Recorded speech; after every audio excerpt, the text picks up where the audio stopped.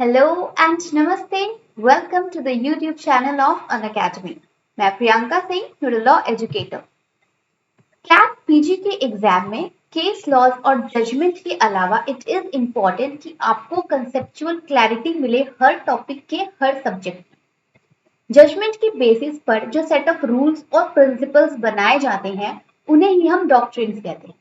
So in today's video, we will discuss the three important doctrines of company law. But before we proceed, अगर आप CLAT PG की preparation कर रहे हैं तो आपको पता होगा कि क्लैट पीजी के एग्जाम के लिए दो चीजें सबसे ज्यादा इंपॉर्टेंट होती है। सबसे पहला, आपकी स्पीड अच्छी होनी चाहिए एंड सेकंड, आपकी एक्यूरेसी आपको मेंटेन करना है because there is negative marking और बहुत टाइम लिमिटेड होता है, इसमें आपको अपना पेपर भी कंप्लीट करना होता है। आप अपनी पढ़ाई, अपनी प्रिपरेशन, कंसेप्चुअल क्लैरिटी, ये सारी चीजें मेंटेन तो कर ही रहे हो, लेकिन अगर आपको स्पीड और एक्यूरेसी को मेंटेन करना है, बढ़ाना है, तो you can achieve this only with the help of practice. तो प्रैक्टिस अब आप करोगे कहाँ? तो अनअकैडमी पे you will get 20 full length mock test series, जिनको आप लाइव मॉक टेस्ट को अटेंड कर सकते हैं एवरी वीकेंड। इन मॉक टेस्ट के थ्रू आप ज्यादा से ज्यादा प्रैक्टिस कर पाएंगे क्वेश्चंस को, जिससे आपकी स्पीड भी बढ़ेगी और साथ ही साथ आपका एक्यूरेसी लेवल भी बढ़ेगा, जिससे फाइनल एग्जाम में आपकी नेगेटिव मार्किंग की जो पॉसिबिलिटी है वो बहुत कम हो सकती है। ये pack of 20 full length mock test का जो सीरीज है, ये आपको बहुत ही नॉमिनल प्राइस 1900 पर अवेलेबल होता है। बट अगर आप मेरे रेफरल कोड PSING10 को यूज करते हैं तो आपको इस पे एक्स्ट्रा डिस्काउंट भी मिल जाएगा, यानी बहुत ही कम प्राइस पर आप अपनी प्रैक्टिस को इम्प्रूव कर सकते हैं with the help of this mock test series. Further Unacademy आपकी हेल्प कर सकता है with the complete package course on CLAT PG. CLAT PG के सभी एस्पिरेंट्स के लिए अचीवर्स बैच स्टार्ट हुई है फ्रॉम 6 जुलाई, जिसमें आपको डिफरेंट एजुकेटर्स मिलते हैं फॉर डिफरेंट सब्जेक्ट। इस प्लस कोर्स में आपको बेस्ट एजुकेटर्स मिलते हैं, डेली लाइव क्लास होती है, लाइव टेस्ट और क्विजेस भी कंडक्ट होते हैं, स्ट्रक्चर्ड कोर्स है, हर सब्जेक्ट कैटेगरी वाइज आपको हर सब्जेक्ट का लेक्चर अवेलेबल होता है और हर क्लास का PDF लेक्चर भी आपको मिल जाएगा। और क्लैट पीजी के प्लस प्रोग्राम को अगर आप ज्वाइन करते हैं तो आपको 20 full length mock test series इसके साथ ही फ्री में मिल जाती है। और आप अनअकैडमी के क्लैट पीजी प्रियंका सिंह इस टेलीग्राम चैनल को जरूर ज्वाइन करें if you want to stay updated with all CLAT PG related informations and my video updates. So let's proceed with the term company. हम कंपनी लॉ के company के doctrines की बात कर रहे हैं, तो इट इज इंपॉर्टेंट कि पहले हम समझे कि कंपनी क्या होती है। तो सेक्शन 2 सबसेक्शन 20 में of the companies act 2013 company term को डिफाइन किया गया है। There are some basic definitions from the companies act 2013, जो जिन डेफिनेशंस का जो सेक्शन है वो आपको याद रखना चाहिए। तो सबसे पहले जब हम कंपनी लॉ की बात करें तो आपको कंपनी का डेफिनेशन तो 100% पता होना चाहिए। Section 2 subsection 20 of the companies act में द टर्म कंपनी को डिफाइन किया गया। तो कंपनीज एक्ट क्या कहता है? That Company Act means a company incorporated under this act or under any previous company law. Companies Act 2013 से पहले we were having Companies Act 1956. तो सेक्शन 2 सबसेक्शन 20 ये डिफाइन करता है कि कंपनी का मतलब है कोई भी कंपनी जो कंपनीज एक्ट के अंडर रजिस्टर्ड हुई हो, चाहे वो न्यू कंपनीज एक्ट के अंडर रजिस्टर्ड हुई हो या फिर इसके प्रीवियस वाले कंपनीज एक्ट के अंडर अगर वो कंपनी रजिस्टर्ड हुई है, तो भी as per the definition, as per the provision, वो इंस्टीट्यूशन, वो ऑर्गेनाइजेशन, एसोसिएशन कंपनी कहलाएगी। तो अगर नेचुरल इजी लैंग्वेज में, लेमैन लैंग्वेज में समझे तो company it is an association या फिर it is a collection of individuals, है ना। ये एसोसिएशन होता है लोगों का, इंडिविजुअल्स का कलेक्शन होता है। ये नेचुरल पर्सन होते हैं जो आपस में मिलकर एक लीगल पर्सन को बना रहे हैं। तो company is basically a mixture of natural and legal person. तो company is a legal person, इसकी सेपरेट लीगल एंटिटी होती है, separate from the capable of the surviving beyond the lifes of its member. Company को separate legal entity provide कराई गई है क्योंकि इसकी जो एग्जिस्टेंस है, इस कंपनी का जो एग्जिस्टेंस है वो इसके मेंबर के एग्जिस्टेंस से डिफरेंट होता है। मेंबर्स भले ही आज रहे ना रहे, कल चेंज हो जाए, but company as it is रहेगी। मेंबर्स के आने जाने से या मेंबर्स के चेंज होने से कंपनी के एग्जिस्टेंस पर कोई फर्क नहीं पड़ता है। It is one of the most important and basic feature of being a company, जो कि इंडियन कंपनीज एक्ट के अंडर रजिस्टर्ड होती है। कोई भी कंपनी जैसे ही इंडियन कंपनीज एक्ट के अंडर रजिस्टर्ड होती है, उसको एक सेपरेट लीगल एंटिटी मिल जाती है डिफरेंट फ्रॉम इट्स मेंबर। इन्हीं कॉन्सेप्ट के बेसिस पर कंपनी लॉ में 3 इंपॉर्टेंट डॉक्ट्रिन्स बताए गए हैं। Now let's start with the very first and the important doctrine of our Indian Companies Act. ये है Doctrine of Constructive Notice. हमें पता है कि जब भी कंपनी हम फॉर्मुलेट करते हैं तो हमें उसका मेमोरेंडम और आर्टिकल बनाना होता है। मेमोरेंडम में कंपनी के एम्स और ऑब्जेक्टिव्स बताए जाते हैं और आर्टिकल्स में जो मेंबर और डायरेक्टर्स होते हैं उनके रूल्स एंड रिस्पॉन्सिबिलिटीज बताई जाती है। ये जो मेमोरेंडम और आर्टिकल होता है, कंपनी के रजिस्ट्रेशन होने के साथ ही ये दोनों डॉक्यूमेंट्स पब्लिक डॉक्यूमेंट बन जाते हैं। पब्लिक डॉक्यूमेंट का मतलब है कि कोई भी थर्ड पर्सन जो who is not a member of the company, कोई भी जो आउटसाइडर है, वो इन डॉक्यूमेंट्स को इंस्पेक्ट कर सकता है, वेरीफाई कर सकता है, चेक कर सकता है from the registrar office upon the payment of nominal fees. Company अपने इनकॉर्पोरेशन के लिए इनकॉर्पोरेशन के टाइम पर इन मेमोरेंडम और एसोसिएशन को कंपनी के रजिस्ट्रार के पास फाइल के रूप में सबमिट करती है। तो अगर किसी पर्सन को, थर्ड पर्सन को, आउटसाइडर्स को कंपनी के मेमोरेंडम और एसोसिएशन को देखना है, पढ़ना है, कंपनी को जानना और समझना है, तो वो पर्सन कंपनी के रजिस्ट्रार ऑफिस से जाकर के after paying nominal fees in documents को एक्सेस कर सकता है, इनको इंस्पेक्ट कर सकता है, इन्वेस्टिगेट कर सकता है, एक्सेस कर सकता है। So it is presumed that every person who enter into a contract with the company has already know the exact power of the company. जैसे ही ये मेमोरेंडम और आर्टिकल एक पब्लिक डॉक्यूमेंट बन जाते हैं तो कंपनीज एक्ट कहती है कि ऐसा हम अज्यूम कर सकते हैं कि कोई भी पर्सन जो इस कंपनी के साथ कॉन्ट्रैक्ट कर रहा है, he is very well aware of the exact power and position of the company. ऐसा अज्यूम किया जाता है कि उस पर्सन ने कंपनी के बारे में रिसर्च कर ली होगी, इंस्पेक्शन कर लिया होगा with the help of memorandum और association. So in other words, every person dealing with the company deemed to have been constructive notice of the content of MOA and AOA of the company. तो doctrine of constructive notice यही कहता है कि directly कोई company outsider को personally notice नहीं दे रही है, इनविटेशन नहीं दे रही है, कंपनी के प्रोविजंस को नहीं बता रही है, बट इनडायरेक्टली कंपनी क्या करती है, ये अपने कॉन्फिडेंशियल डॉक्यूमेंट को पब्लिक डॉक्यूमेंट कर देती है। कंपनी की एम्स एंड ऑब्जेक्टिव को डॉक्यूमेंट फॉर्म में एक पब्लिक डॉक्यूमेंट बना देती है, जिससे जनरल पब्लिक इन डॉक्यूमेंट्स को एक्सेस करके कंपनी के बारे में इंफॉर्मेशन गेन ऑब्टेन कर सकते हैं। तो जैसे ही कोई डॉक्यूमेंट पब्लिक डॉक्यूमेंट बन जाता है, इन पब्लिक डॉक्यूमेंट्स को कंपनी लॉ के टर्म में हम कंस्ट्रक्टिव नोटिस कहते हैं कि कंपनी के थ्रू इनको कंस्ट्रक्टिव नोटिस मिल गया है, जिसके थ्रू ये कंपनी के एमओए और एओए को रीड कर सकते हैं, एक्सेस कर सकते हैं। In fact, it is deemed that they not only read the document but they understood them in their proper meaning. और ऐसा अज्यूम किया जाता है कि इट्स नॉट दैट कि कंपनी के जो भी मेंबर्स हैं, आउटसाइडर्स हैं, जो कंपनी के साथ डील करने के लिए आ रहे हैं, उन्होंने एमओए और एओए को पढ़ लिया होगा, बल्कि इन्हें अंडरस्टैंड भी कर लिया होगा, यानी इन्हें समझ भी लिया होगा। तो अगर ऑब्वियसली हम जनरल थियोरी की बात करें तो नॉर्मली अगर कोई पर्सन है वो इस कंपनी से डील करना चाहता है तो उसके बारे में ऑब्वियस सी बात है, अगर वो इस कंपनी में इन्वेस्ट करना चाह रहा है तो पहले उस कंपनी की कुंडली निकालेगा, उसकी हिस्ट्री निकालेगा, उसके बारे में जानेगा, समझेगा, जब भी तो उसमें इन्वेस्ट करेगा।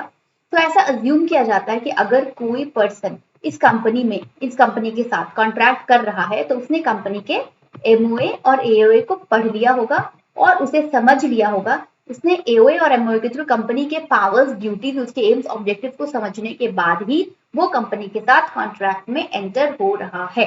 तो ये जो अज्यूम किया जाता है कि एमओए और एओए को पढ़कर आया होगा, तो ये जो डॉक्यूमेंट्स हैं इन्हें ही हम कंस्ट्रक्टिव नोटिस कहते हैं।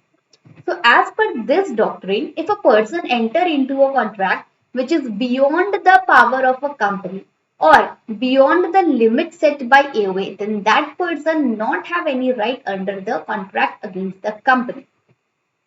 Further, doctrine of constructive notice ये कहता है कि अगर कोई पर्सन कंपनी के एमओए और एओए के प्रोविजंस के अगेंस्ट किसी टाइप के कॉन्ट्रैक्ट में कंपनी के साथ एंटर कर रहा है और उसकी वजह से उस थर्ड पर्सन को कोई लॉस हो रहा है, डैमेज हो रहा है, तो उसकी लायबिलिटी उस पर्सन की होती है, ना कि कंपनी की।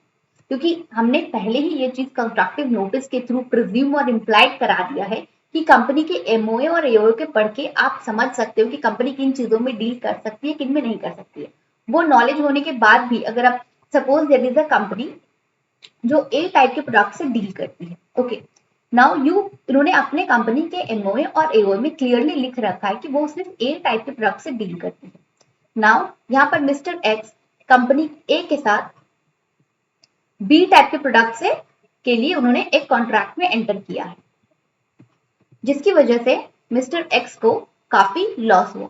अब वो ये लॉस कंपनी ए से क्लेम करना चाहते हैं, but as per the doctrine of constructive notice ये जो प्रोडक्ट बी है वो कंपनी के मेमोरेंडम में मेंशन नहीं था, और ऐसा अज्यूम किया जाता है कि वो पर्सन यानी एक्स ने डॉक्यूमेंट पढ़ लिया होगा जिसमें क्लियरली लिखा है कि कंपनी ए टाइप के प्रोडक्ट से ही डील करती है।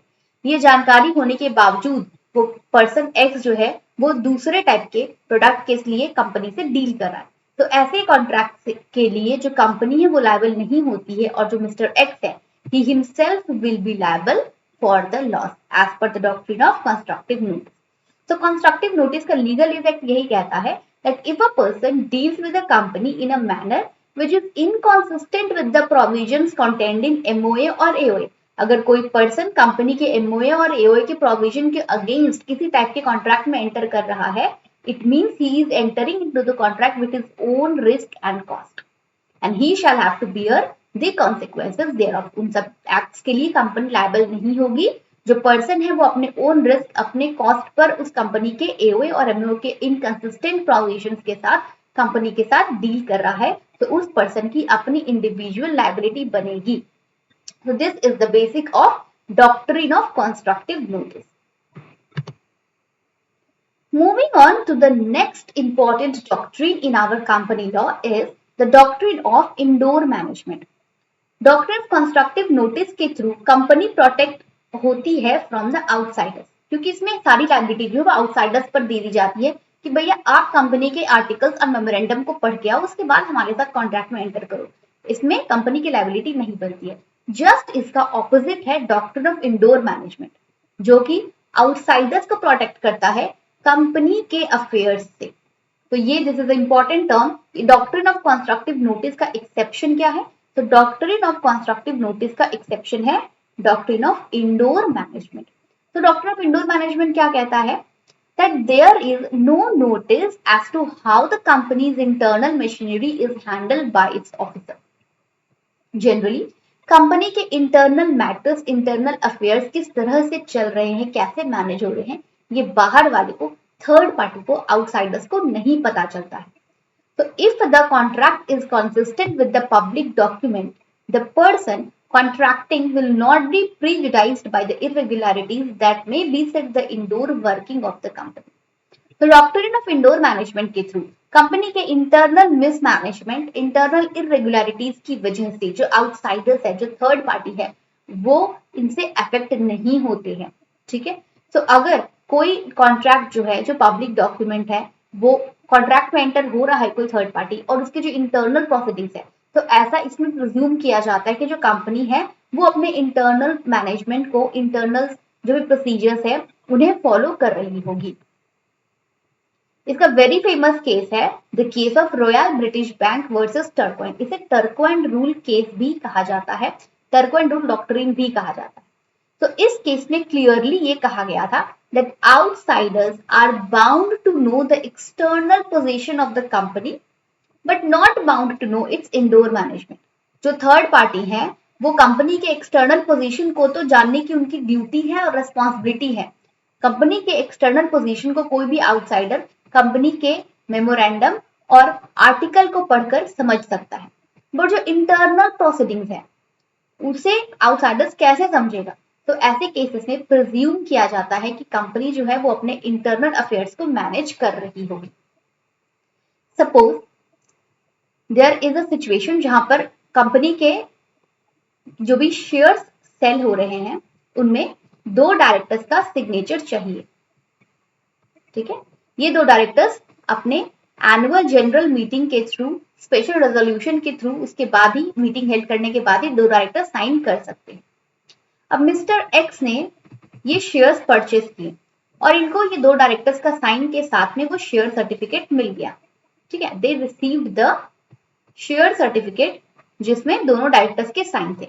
बट ये जो इंटरनल प्रोविजन है, जो दोनों डायरेक्टर्स को मीटिंग हेल्ड करके स्पेशल रेजोल्यूशन पास करना था, इन्होंने ये काम नहीं किया और इसके बिना ही इन्होंने शेयर सर्टिफिकेट पर साइन कर दिया और शेयर सर्टिफिकेट इशू कर दिया मिस्टर एक्स को। नाउ अब मिस्टर एक्स जब इन शेयर्स के बदले में रिफंड मनी क्लेम कर रहे हैं, तो डायरेक्टर्स कह रहे हैं कि ये जो शेयर सर्टिफिकेट है दैट इज नॉट वैलिड, क्योंकि ये जो स्पेशल रेजोल्यूशन वाला टर्म था, कंडीशन था, ये फुलफिल नहीं हुआ है। तो अगर प्रोसीडिंग ही कंप्लीटली फॉलो नहीं हुई है तो शेयर सर्टिफिकेट जो है वो वैलिड नहीं होगा। इसी प्रोविजन के लिए, इसी तरह से मिस्टर एक्स के इंटरेस्ट को प्रोटेक्ट करने के लिए ये डॉक्ट्रिन ऑफ इंडोर मैनेजमेंट बनाया गया।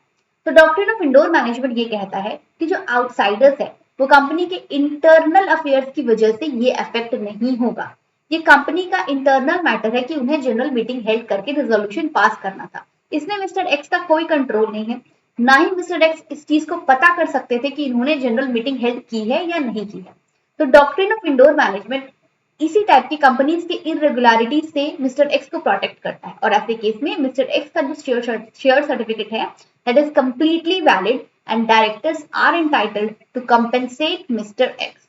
Clear? Doctrine of indoor management outsiders के इंटरेस्ट को प्रोटेक्ट करता है, कंपनी के इंटरनल इरेगुलर मिसमैनेजमेंट की वजह से किसी थर्ड पार्टी को, आउटसाइडर्स को नुकसान नहीं होना चाहिए। बट इसके कुछ एक्सेप्शंस भी हैं जहां पर डॉक्ट्रिन ऑफ इंडोर मैनेजमेंट आप एज अ डिफेंस यूज नहीं कर सकते। जैसे when the outsiders has a knowledge of irregularity, जैसे हमने प्रीवियस वाले एग्जांपल में देखा कि मिस्टर एक्स को शेयर सर्टिफिकेट बिना रिजोल्यूशन पास किए दे दिया गया था।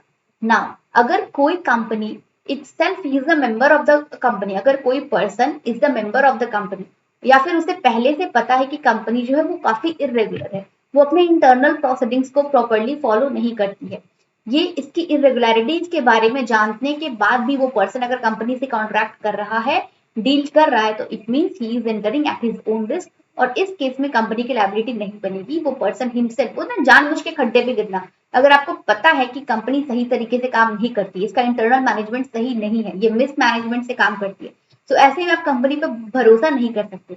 और ये सारी जानकारी होने के बाद भी अगर आप कंपनी से डील करते हैं then it means you are entering at your own risk और उन एक्टिविटीज के लिए कंपनी लायबल नहीं होगी। इन केस ऑफ फॉर्जरी, अगर कंपनी के नाम पर जो पार्टीज है वो फॉर्जरी कर रहे हैं, तो ऐसे में भी आप डॉक्ट्रिन ऑफ इंडोर मैनेजमेंट का जो डिफेंस है वो अप्लाई नहीं कर सकते।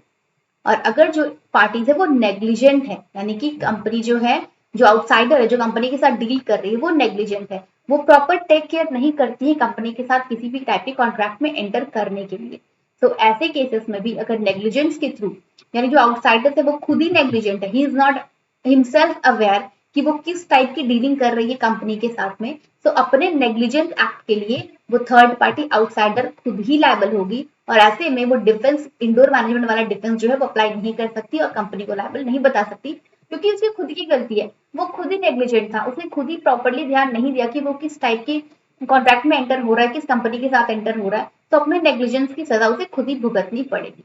तो these three are the exceptions of indoor management, जहां पर जो आउटसाइडर्स है उनको प्रोटेक्शन नहीं मिलता है as per the doctrine of indoor management. But इसके अलावा अगर कंपनी का जो आउटसाइडर है, जो थर्ड पार्टी है, वो किसी टाइप के कॉन्ट्रैक्ट में एंटर होता है कंपनी के साथ में और कंपनी की अपनी इंटरनल इरेगुलरिटी होती है, तो उन सब केसेस में कंपनी लायबल हो जाएगी और ही the company is liable to pay the compensation to the outsiders या फिर to the third party. Now the next important doctrine is doctrine of ultra wires. Ultra wire का मतलब होता है beyond the power. Ultra wire, power से बाहर जाकर extra power आप यूज कर रहे हो, जितनी अथॉरिटी आपको दी गई है आप उससे ज्यादा कर रहे हो, बियॉन्ड काम कर रहे हो, तो इस बियॉन्ड को ही हम अल्ट्रा वायर कह रहे हैं। An act which is ultra wire is void. Legal term में कोई चीज अगर आप बियॉन्ड द पावर कर रहे हो, आपकी अथॉरिटी से ज्यादा कर रहे हो, एक्सेस कर रहे हो, तो वो सभी activities in the I of law is completely void and it is not bind upon the company and other party can sue to it. And company उन आपके एक्स्ट्रा पावर्स के लिए, आपके एक्स्ट्रा एक्ट्स के लिए लायबल नहीं होगी। और जो person in ultra vires acts को परफॉर्म कर रहा है, he himself will be liable. And जो अदर पार्टी है जो इस अल्ट्रा वायर एक्ट्स की वजह से जिन्हें जो अग्रीव्ड पार्टी है, जो इन्फ्लुएंस हो रही है, he can sue the company and the party जो अल्ट्रा वायर एक्ट्स परफॉर्म कर रहे हैं। An act which is ultra vires the company is incapable of ratification by the members of the company। हमने Indian contract act में भी ratification वाला term पढ़ा है कि हम जो एक्टिविटी पहले हो चुकी है, ठीक है, हम उसको अप्रूव कर सकते हैं। रेटिफाई यानी कि हम उसको, अब वो चीज तो हो गई, अनऑथेंटिकेटेड हो गई, ऐसा होना नहीं चाहिए था, बट फिर भी अगर आप अग्री करते हो तो आप उस चीज को अप्रूव कर सकते हो, रेटिफाई कर सकते हो। तो रेटिफिकेशन में ऐसा माना जाता है कि इट मीन्स आपने प्रायर परमिशन दे दी थी और आपके परमिशन के बाद ही ये काम हुआ है। But doctrine of ultra wire में ये रेटिफिकेशन वाला प्रोविजन एप्लीकेबल नहीं है। अगर कंपनी के मेंबर्स कोई भी ऐसा काम करते हैं जो कंपनी के मेमोरेंडम या फिर कंपनी के आर्टिकल में लिखा हुआ नहीं है और आप अपनी अथॉरिटी के बियॉन्ड काम कर रहे हो, तो कंपनी के जो मेंबर्स हैं they are not liable and they are not eligible to ratify it. वो बाद में उसे अप्रूव या एक्सेप्ट नहीं कर सकते हैं बिकॉज वो वॉइड है ना। अल्ट्रा वायर एक्ट होने से ही वो वॉइड हो जाएगा। तो जो चीज वॉइड है आप उसको लीगल और अप्रूव कैसे कर सकते हो?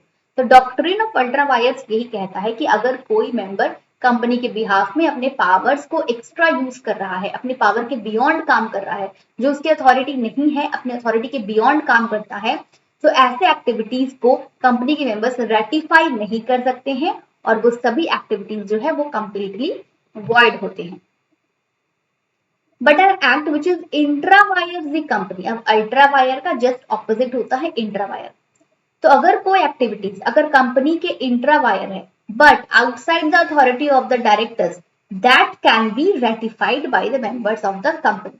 ठीक है, आप कंपनी लॉ के प्रोविजन के अगेंस्ट नहीं जा सकते। कंपनी लॉ यानी जो लीगल है, आप लीगल चीजों के कंपनीज एक्ट में जो प्रोविजन मेंशन्ड है उसके अल्ट्रा वायर कोई काम करोगे तो वो वॉइड होगा। लेकिन इसमें प्रोविजन ये दिया गया है कि अगर आप एमओए के अगेंस्ट कोई अल्ट्रा वायर काम कर रहे हो बट वो कंपनी लॉ के इंट्रा वायर यानी कंपनी लॉ में उस प्रोविजन को एक्सेप्ट किया गया है, अप्रूव किया गया है, बट वो अपने एमओए में मेंशन नहीं किया रखा है, तो ऐसे केसेस में अगर जो एक्टिविटीज हैं, जो अल्ट्रा वायर एक्ट है, वो इंट्रा वायर ऑफ कंपनी है, कंपनी के हित में है, कंपनी के बेनिफिट में है और कंपनी लॉ के प्रोविजंस के सिमिलर है, तो ऐसे केसेस में जो मेंबर्स है वो इस एक्ट को रेटिफाई कर सकते हैं, अप्रूव कर सकते हैं, एक्सेप्ट कर सकते हैं। Got the difference between the two? कब नहीं कर सकते? अगर कंप्लीटली अल्ट्रा वायर है, कंपनी के मेमोरेंडम के भी अल्ट्रा वायर है और कंपनी के प्रोविजन जो कंपनी एक्ट में बताए गए उसके भी अल्ट्रा वायर है, तो आप उन्हें रेटिफाई नहीं कर सकते, वो कंप्लीटली वॉइड होते हैं। सेकेंड पोजीशन इज कि अगर कोई एक्टिविटी कंपनी के मेमोरेंडम के अल्ट्रा वायर है लेकिन वो कंपनीज एक्ट, कंपनी लॉ के इंट्रा वायर है, कंपनी के हित में है, कंपनी के इंटरेस्ट में है, तो ऐसी एक्टिविटीज को जो मेंबर्स हैं, जो शेयर होल्डर्स है, वो रेटिफाई कर सकते हैं, अप्रूव कर सकते हैं, एक्सेप्ट कर सकते हैं। A very famous case for this doctrine is the case of Ashbery railway carriage and iron company limited versus rich. इस केस में कंप्लीटली ये कहा गया that the contract was ultra wires the company therefore null and void। कोई भी जो contract है अगर वो कंपनी लॉ के, कंपनी के प्रोविजंस के अगेंस्ट है, कंपनी के अल्ट्रा वायर है, तो ऐसे कॉन्ट्रैक्ट शुरू से ही नल एंड वॉइड होते हैं। ऐसे एक्टिविटीज को रेटिफाई भी नहीं किया जा सकता और इन्हें वैलिड बाद में बनाया भी नहीं जा सकता है। ठीक है, तो this is the very important case for the doctrine of ultra wire. तो ये हो गए हमारे 3 डॉक्ट्रिन्स जो आपको कंपनी लॉ में पढ़ना है। कंपनी लॉ के इस तरह के प्रोविजंस को, अब इन डॉक्ट्रिन से क्वेश्चंस कैसे फ्रेम हो सकते हैं, तो ये सब चीजें आपको मिल सकती है इन एमसीक्यू मॉक टेस्ट के सीरीज में। मॉक टेस्ट के 20 फुल लेंथ सीरीज आपको मिलेंगे जिसमें आपको क्लैट के डिफिकल्टी लेवल के बेसिस पर ही क्वेश्चन पूछे जाएंगे। प्रोविजन समझने से it is not sufficient, it is important कि जब वो क्वेश्चन फॉर्मेट में आएंगे तो आप उनसे किस तरह से डील करेंगे अपने इस लीगल नॉलेज को। जैसे सपोज ये डॉक्ट्रिन्स का आपने कॉन्सेप्ट पढ़ लिया, समझ लिया, अब जो एक्चुअल क्वेश्चन किस तरह से फ्रेम होते हैं और अपनी इस डॉक्ट्रिन वाले नॉलेज को आप किस तरह से क्वेश्चन पेपर पर अप्लाई करोगे, इन सब चीजों की प्रैक्टिस आप कर सकते हो only with this mock test. तो in pack of 20 mock test में जरूर एनरोल करें, और अगर आप PSYNC10 इस रेफरल कोड को यूज करते हैं तो आपको इस प्राइस पर भी एक्स्ट्रा डिस्काउंट जो है वो मिल जाएगा। तो you can get it this pack of 20 full length mock test. ये मॉक टेस्ट बिल्कुल लाइव होते हैं और हर वीकेंड होते हैं, यानी कि हर वीकेंड आप अपनी परफॉर्मेंस को मॉक टेस्ट के थ्रू एनालाइज कर सकते हैं और उसे फर्दर इंप्रूव भी कर सकते हैं। क्लैट पीजी में अपने प्रिपरेशन को इंप्रूव करने के लिए आप अचीवर्स बैच को ज्वाइन कर सकते हैं। ये 6 जुलाई से अचीवर्स बैच स्टार्ट हुई है, जिसमें आपको category wise, subject wise different educators मिलते हैं। डेली लाइव क्लास होती है, लाइव टेस्ट है, स्ट्रक्चर्ड कोर्सेस है और हर क्लास का PDF लेक्चर भी आपको अवेलेबल होता है। क्लैट पीजी के प्लस प्रोग्राम के साथ आपको 20 फुल लेंथ मॉक टेस्ट का जो सीरीज है वो कंप्लीटली फ्री में मिल जाता है। अनअकैडमी और क्लैट पीजी से रिलेटेड इसी तरह के और अच्छे ऑफर्स और इन्फॉर्मेशन जानने और अपडेटेड रहने के लिए आप Unacademy CLAT PG Priyanka Singh के टेलीग्राम चैनल को ज्वाइन कर सकते हैं। Just scan the QR code and join the Telegram channel. Further आप मेरी फ्री स्पेशल क्लासेस को भी एक्सेस कर सकते हैं। ये free classes every Monday, Wednesday and Friday होती है एट 9:30 AM। ठीक है, एवरी मॉर्निंग आप मेरी कंपनी लॉ की क्लासेस को ज्वाइन कर सकती हैं बिल्कुल फ्री में, Monday, Wednesday, Friday.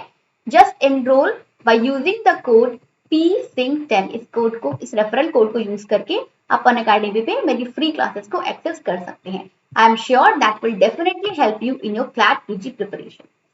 So that's it for today. Please subscribe the channel, like the video and share the video. Thank you.